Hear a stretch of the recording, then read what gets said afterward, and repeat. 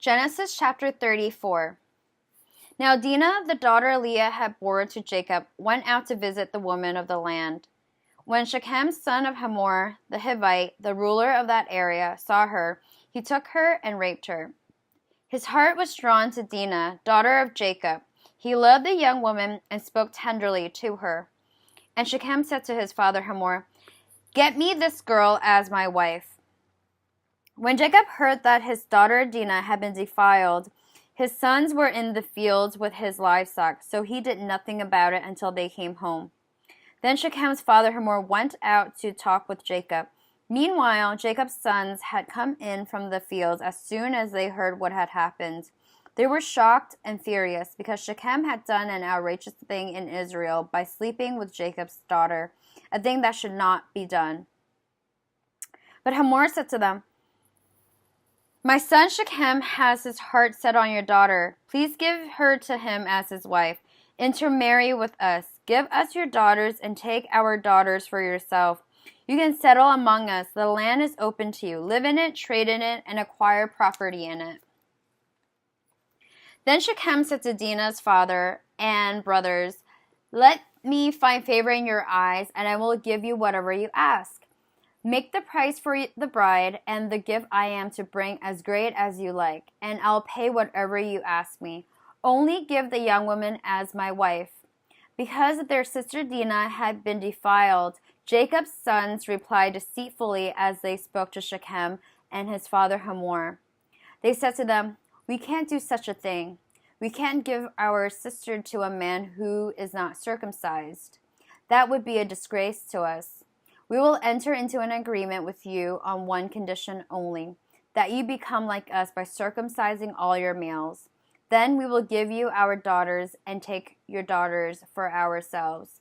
We'll settle among you and become one people with you. But if you will not agree to be circumcised, we will take our sister and go." Their proposal seemed good to Hamor and his son Shechem. The young man, who was the most honored of his father's family, lost no time in doing what they said, because he was delighted with Jacob's daughter. So Hamor and his son Shechem went to the gate of their city to speak to the men of their city.